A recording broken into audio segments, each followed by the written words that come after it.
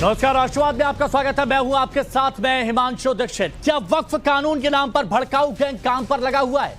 संसद से पास वक्फ कानून को कोई काला कानून बता रहा है तो कोई देश के लिए खराब कानून बताने में लगा हुआ है, तो कोई सीधे सीधे कुर्बानी की बात कह रहा है। क्या ऐसे ही भड़काऊ और उकसाऊ बयानबाजी का नतीजा मुर्शिदाबाद की हिंसा है? वक्फ कानून के खिलाफ अज़दुद्दीन ओवैसी का भड़काऊ टेप फिर ऑन हुआ। ओवैसी वक्फ कानून को लुटेरा और काला कानून बता रहे हैं, साथ ही मुसलमानों को इस नाम पर भड़का रहे हैं कि वक्फ कानून आने से संभल की मस्जिद, ज्ञानवापी मस्जिद, मथुरा की शाही ईदगाह मस्जिद वक्फ की प्रॉपर्टी नहीं मानी जाएगी। और इसी कानून के खिलाफ ओवैसी ने 19 अप्रैल को हैदराबाद में प्रदर्शन करने का ऐलान किया। इस बीच वक्फ कानून के विरोधियों पर सीएम योगी आदित्यनाथ ने जमकर वो बरसते दिखे और उन्होंने कहा कि वक्फ कानून के विरोध में हिंसा का सहारा लिया जा रहा है और सीएए कानून की तरह गुमराह किया जा रहा है। आज मैं पूछूंगा, आखिर कब तक वक्फ कानून के नाम पर भड़काऊ बयानबाजी कब तक होगी? सवाल पूछूंगा कि वोट बैंक खिसकने का डर इसीलिए विरोध किया जा रहा है। आज इसी मुद्दे पर चर्चा करेंगे। पहले एक रिपोर्ट।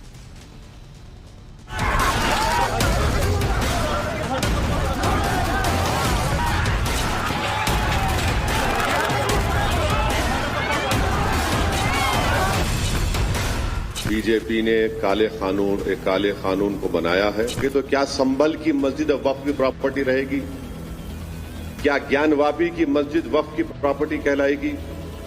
क्या मथुरा की मस्जिद वक्फ की प्रॉपर्टी कहलाएगी? ऐसे ही वक्फ संशोधन अधिनियम में भी इन लोगों ने वही हिंसा कर रहे हैं, धमकी दी जा रही है, फिर अव्यवस्था पैदा करने का प्रयास हो रहा है।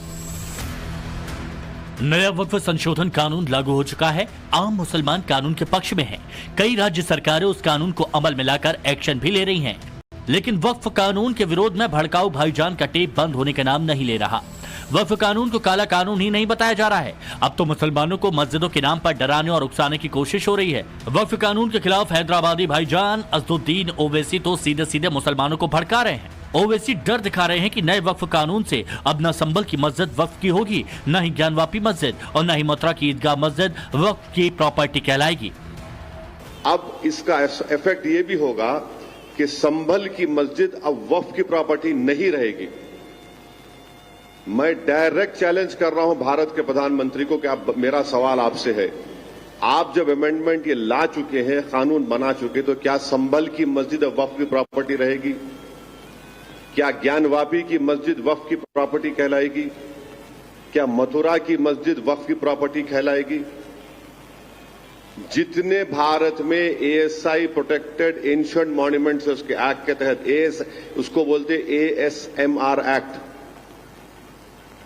जिसमें हमारे शिया भाइयों के इमाम बाड़े भी हैं, आशुरखाने भी हैं, दरगाहें भी हैं। अब आप बताइए, इससे वक्फ को छीन नहीं रहे आप? और झूठा प्रोपेगेंडा बीजेपी करी, नहीं कुछ नुकसान नहीं होगा। वक्फ कानून आने से आग बबूला अज़दुद्दीन ओवैसी ने ऐलान किया कि इस कानून के खिलाफ 19 अप्रैल को हैदराबाद में विरोध प्रदर्शन करेंगे। All India Muslim personal law board के बैनर तले ये जलसा होगा।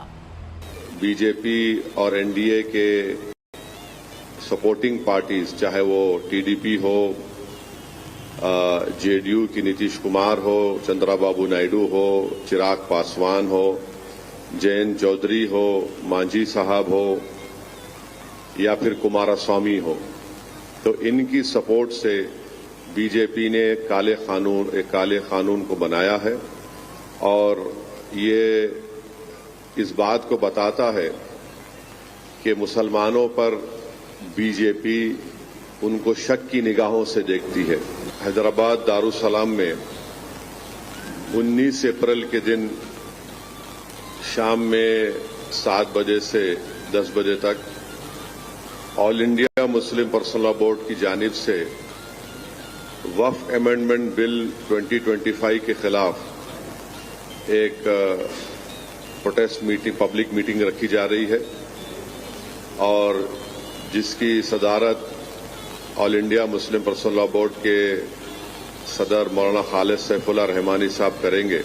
अब सवाल है कि वक्फ कानून से कब्जाधारियों की जमीन खिसकने वाली है, तभी विरोधियों की बेचैनी बढ़ी है। सवाल यह भी है क्या वोट बैंक खिसकने का डर सता रहा है, इसलिए विरोध के नाम पर हिंसा कराई जा रही है। वक्फ कानून के विरोध में पश्चिम बंगाल के मुर्शिदाबाद में जो हो रहा है वो सबने देखा। वक्फ विरोध के नाम पर मुर्शिदाबाद को हिंसा की आग में झोंक दिया गया। 3 हिंदुओं का कत्ल कर दिया गया। नौबत यहां तक आ गई कि राज्य में राष्ट्रपति शासन लगाने की मांग हो रही है। कलकत्ता हाईकोर्ट को इस पर टिप्पणी करनी पड़ी, लेकिन वक्फ कानून के विरोध की आड़ में जमकर सियासत हो रही है। इस बीच यूपी के सीएम योगी आदित्यनाथ ने वक्फ कानून का विरोध करने वालों पर करारा प्रहार बोला। योगी ने मुर्शिदाबाद का जिक्र करते हुए कहा कि वक्फ कानून के विरोध के नाम पर हिंसा भड़काई जा रही है। जिस देश में वक्फ के नाम पर लाखों एकड़ लैंड कब्जे की गई है और उनके पास कोई कागज नहीं, कोई राजस्व रिकॉर्ड नहीं, और राजस्व रिकॉर्ड नहीं तो सभी को वापस लेने की कार्रवाई जब इस संशोधन विधेयक संसद में पारित हुआ है और अब इस पर कार्रवाई हो रही है तो इसके लिए हिंसा भड़काई जा रही है। हिंसा में आपने देखा होगा कब पश्चिमी बंगाल में मुर्शिदाबाद 3 हिंदुओं की निर्मम हत्या हुई, उनके घरों से खींच करके उनकी हत्या हुई। सीएम योगी आदित्यनाथ ने सीएए कानून का भी जिक्र किया और विरोधियों पर आरोप लगाया कि सीएए की तरह ही वक्फ कानून पर विपक्ष गुमराह कर रहा है। इन्हें भय है कि दलितों को, वंचितों को, गरीबों को अगर ये हाई राइज बिल्डिंग मिल जाएगी तो इनका तो वोट बैंक समाप्त हो जाएगा। ये गुमराह करने की इनकी राजनीति हमेशा के लिए समाप्त हो जाएगी। इसलिए लोग हिंसा भड़का रहे हैं, हिंसा का रास्ता अपना रहे हैं। आप देख रहे होंगे सिटीजनशिप अमेंडमेंट एक्ट पारित होने में जिसका लाभ सर्वाधिक पाकिस्तान, बांग्लादेश या अफगानिस्तान में जो वंचित हिंदू था, दलित हिंदू था, उनको भारत की नागरिकता देने का काम, जो किन्हीं कभी भी भारत में आए थे, 5 वर्ष पहले आए थे, उनको जब नागरिकता देने के कार्यक्रम को प्रधानमंत्री मोदी जी ने आगे बढ़ाया, इन्होंने पूरे देश के अंदर आंदोलन शुरू कर दिया, अभियान चालू कर दिया, बड़े बड़े आंदोलन किए, तोड़फोड़ की, आगजनी की, लेकिन सरकार ने भी दृढ़ता के साथ उसका सामना किया और सामना करते हुए आज इस नागरिकता देने का कार्यक्रम प्रारंभ किया है। लेकिन कांग्रेस और समाजवादी पार्टी या टीएमसी जैसे दल हमेशा इसमें बाधक रहे हैं और उन लोगों ने उन्हें दोयम दर्जे का नागरिक बनाने का काम किया। ऐसे ही वक्फ संशोधन अधिनियम में भी इन लोगों ने वही हिंसा कर रहे हैं, धमकी दी जा रही है, फिर अव्यवस्था पैदा करने का प्रयास हो रहा है। सवाल है, क्या वक्फ कानून के आने से गुमराह करने की राजनीति पर ताला लगने का डर सता रहा है? क्या विरोधियों को सियासी दुकान बंद होने का डर सता रहा है? क्या यही वजह है कि संसद से पास कानून को असंवैधानिक और काला बताया जा रहा है? सवाल ये भी है कि आखिर वक्फ कानून के नाम पर सियासी शोर कब थमेगा? सबसे बड़ा सवाल है कि आखिर कब तक मुसलमानों को उकसाने, भड़काने और सियासत चमकाने का काम चलेगा? Bureau report, times now Bharat.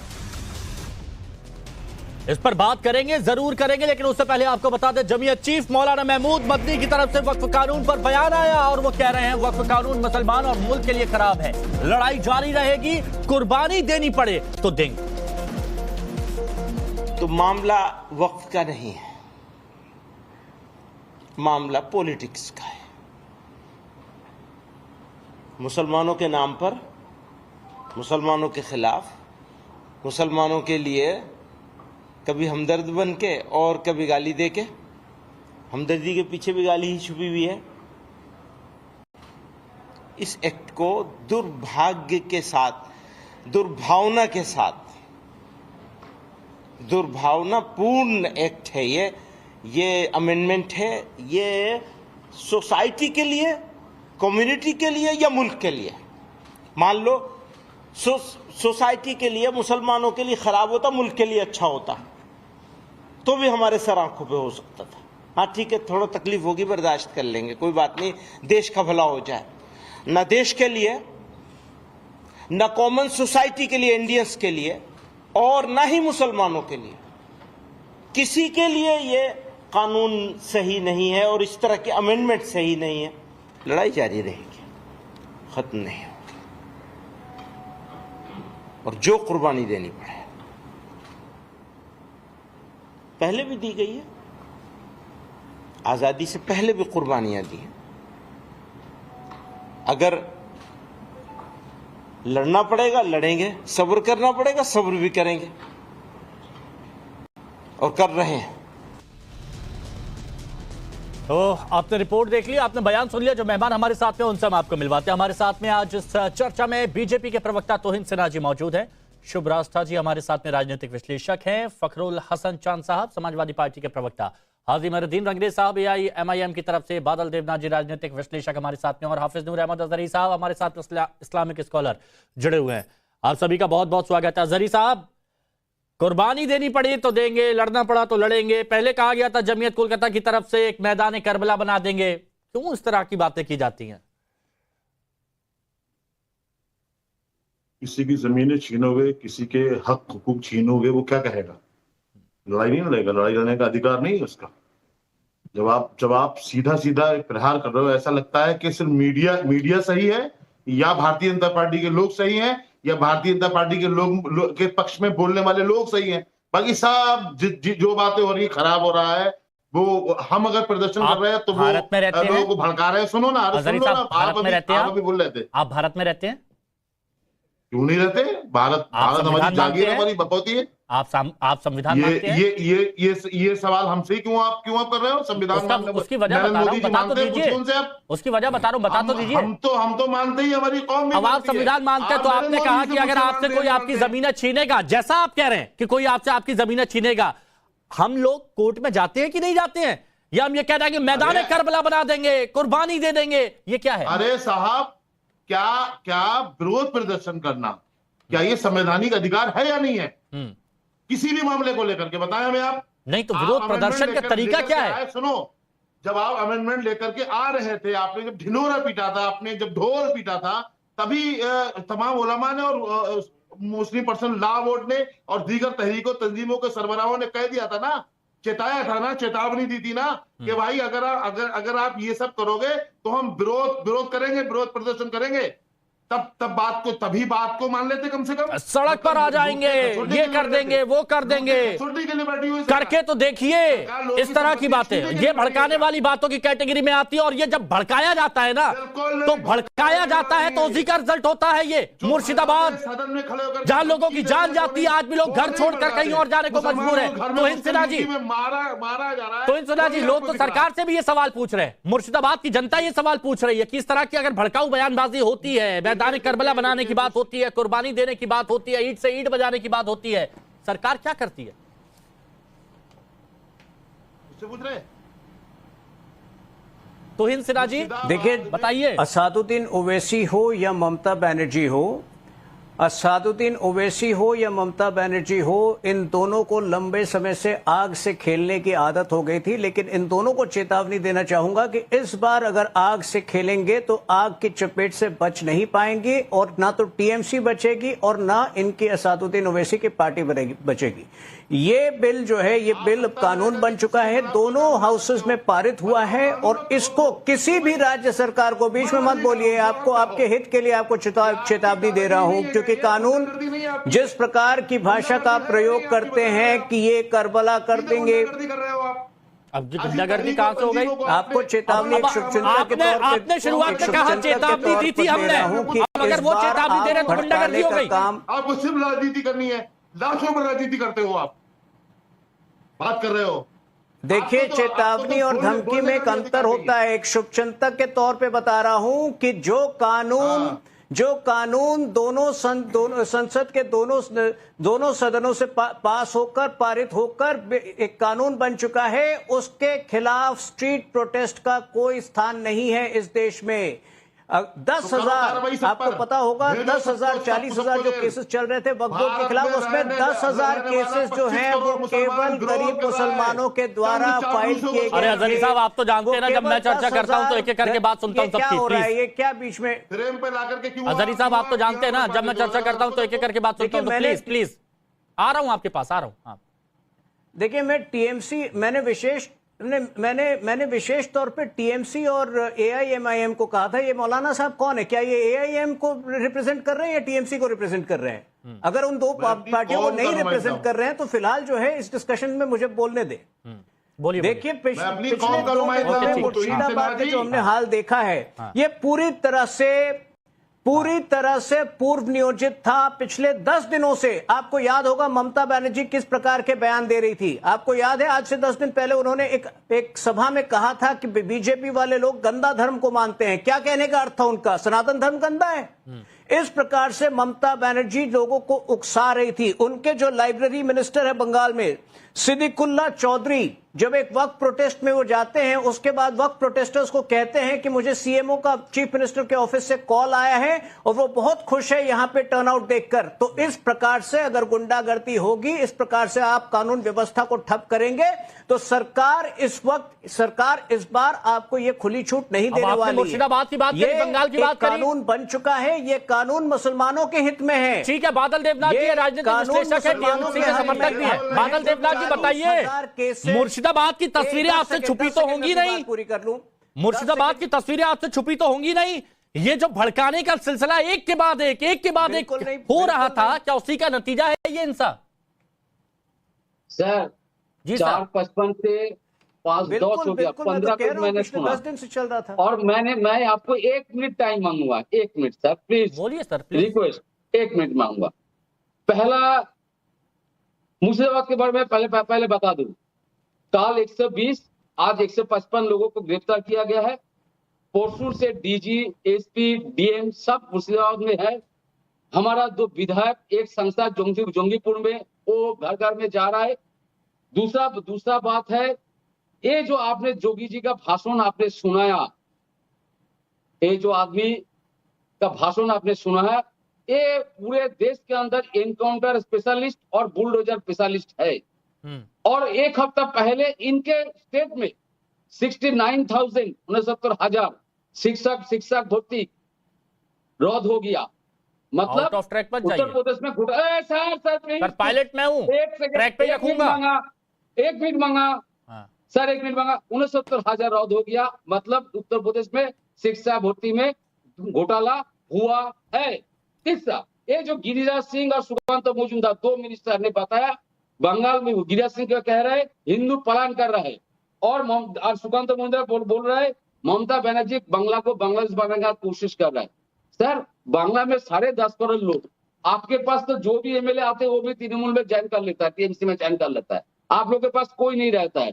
Bengal और बंगाली संस्कृति को पूरे विश्व में ममता बनर्जी का नहीं हुआ पलायन, वहां पर पलायन नहीं हुआ। पलायन नहीं हो गया। 1 मिनट आपका हो गया, 1 मिनट आपका। इधर उधर जाएंगे तो मेरे को रोकना पड़ेगा। पलायन हुआ कि नहीं हुआ? पलायन हुआ कि नहीं हुआ? करना चाहिए। पलायन हुआ सर कुछ तो हुआ है, कुछ तो हुआ, कुछ तो माना। अरे कुछ तो माना बादल देवनाथ दा, बहुत बढ़िया, अच्छी बात है। कम से कम आईना देख रहे हैं, आईना देखना शुरू कर दिया आपने। तो ये भड़काऊ भाषण की वजह से हुआ ये? सर जो बदमाशों ने अत्याचार किया, आग जलाई, हत्या किया, उन सारी लोगों को गिरफ्तार किया गया है। अरे तो इतनी हिम्मत कहां से आई? इतनी हिम्मत कहां से आई वो नहीं बताया?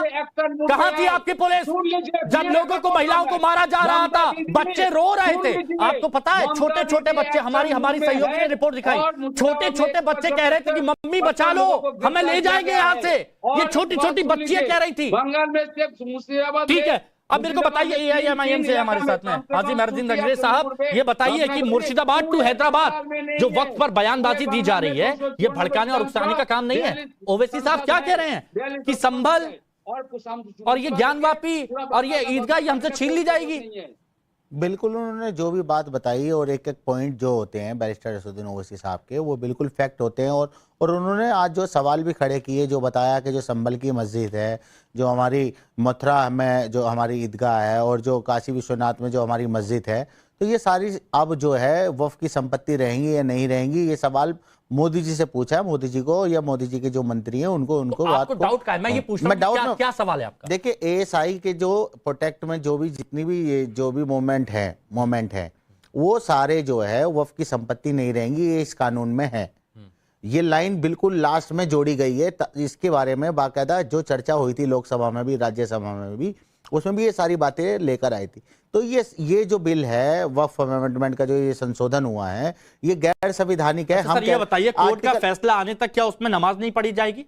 ये बताइए। नहीं, नमाज पढ़ी जाएगी, सारी चीजें होंगी, मगर बात कोर्ट में तो मामला है ना सर, कोर्ट में तो भरोसा है ना। नहीं, कोर्ट पे पूरा भरोसा है। हम कोर्ट में जो गए हैं वो इस देश के संविधान और इस देश के कानून की वजह से हम वहां पर गए हैं, और हमने उसका हवाला भी दिया। आर्टिकल 14, आर्टिकल 25, आर्टिकल 26 के तहत ये गैर संवैधानिक बिल है, और ये काला कानून जो है इसको फाड़ने का काम भी बैरिस्टर असदुद्दीन ओवैसी साहब ने पार्लियामेंट में किया।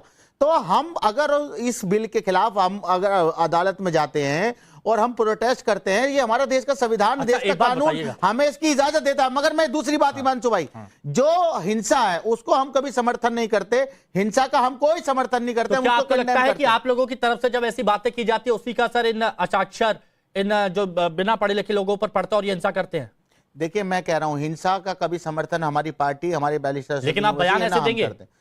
हम कोई भी बयान ऐसा भड़काऊ बयान नहीं देते, ना भड़काऊ बातें करते। जब ये कहा जाता है कि मस्जिदें, मदरसे, कब्रिस्तान सब छीन लिए जाएंगे, अगर हम गलत कह रहे हैं तो आपके पैनल में भी आपके भी लोग, बीजेपी के लोग जाएं, हमारे खिलाफ FIR करा दें। अगर आप हमारे हम गलत बात कर रहे हैं तो, अगर हम सही बात कर रहे हैं तो हमारी ना अदालत कुछ कर सकती, ना देश का कानून कुछ कर सकता। शुभ्राष्टा जी, हम ऑथेंटिक और सही तरीके से इंटेलेक्चुअल बात करते हैं। ओके, इंटेलेक्चुअल बात है ये, बिल्कुल। चलिए ठीक है। शुभ्राष्टा जी, मुझे ये बताइए, इनकी इंटेलेक्चुअलिटी के बारे में बताइएगा। जब कहा जाता है कि मंदिर, जो मस्जिदें, कब्रिस्तान, मदरसे आपसे छीन लिए जाएंगे, ये मस्जिदें आपके पास नहीं रहेंगी, और उसके बाद ये सारी हिंसा यहां पर हो रही है, इसका क्या असर पड़ रहा है और क्यों हो रहा है ये सब?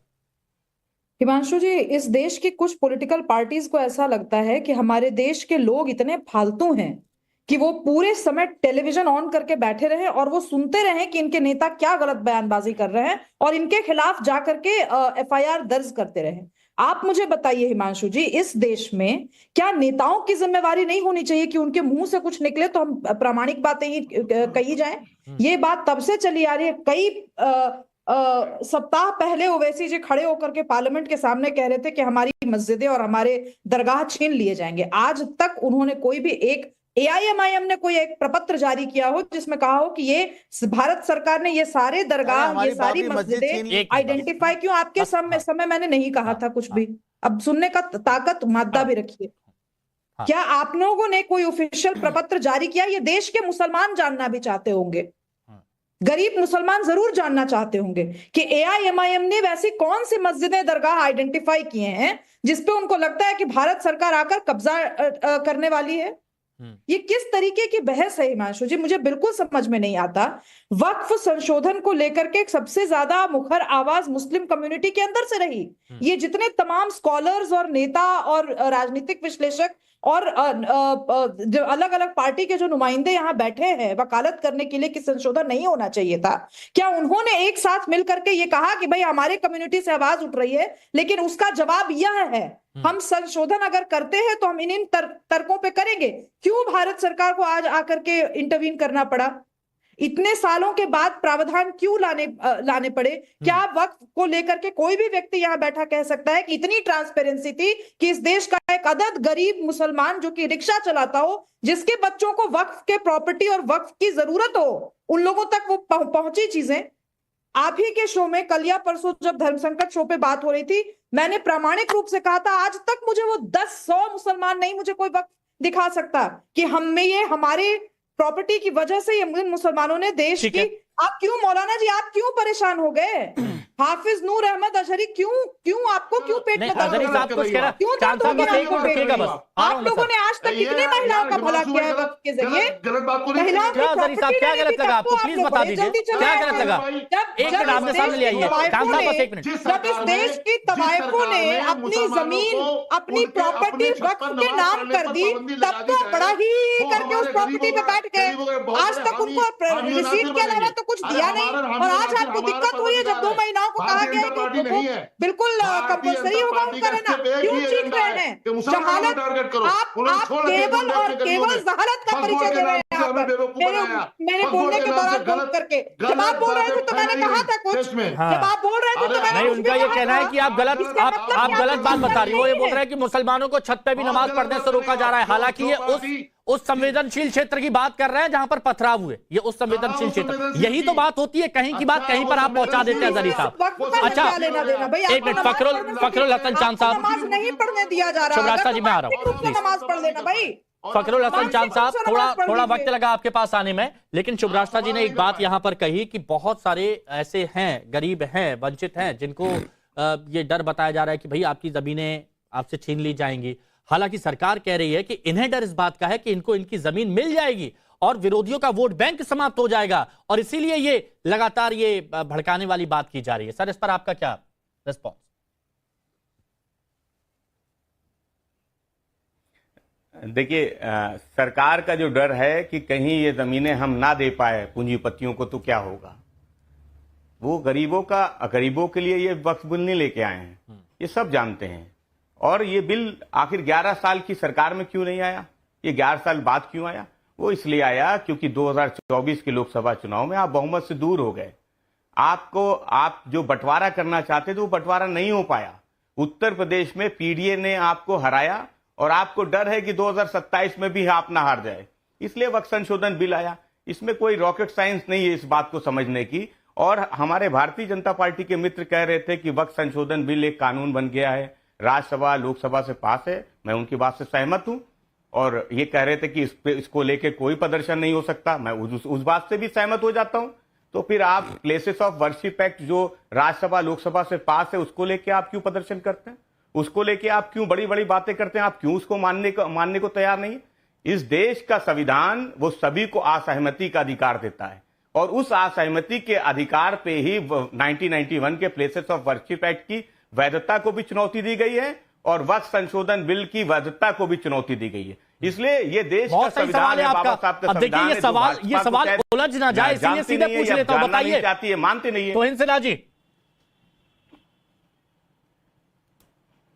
नहीं देखिए, जब मैंने दो विशेष लोगों का नाम लिया था, सादुद्दीन ओवैसी और ममता बनर्जी, इनके फितरत में ऐसा है ही नहीं कुछ कि ये शांतिपूर्वक प्रदर्शन करा सकते हैं। ये हिंसा भड़काने में माहिर हैं, इसीलिए इनका कोई भी प्रदर्शन इनके बातों के द्वारा, इनके ये जो जहर उगलते हैं उसके बाद कोई भी प्रदर्शन शांतिपूर्वक रहने लायक नहीं रहता है। इसलिए विशेष तौर पे मैंने दो लोगों का नाम लिया था कि ये सावधान रहे, इस बार दोबारा दंगा ना भड़काए। बिल्कुल आप शांतिपूर्वक प्रदर्शन कीजिए, महात्मा गांधी की तरह आप कीजिए, एक जगह पर बैठिए, आप आमरण अनशन करिए, कोई नहीं रोकेगा आपको।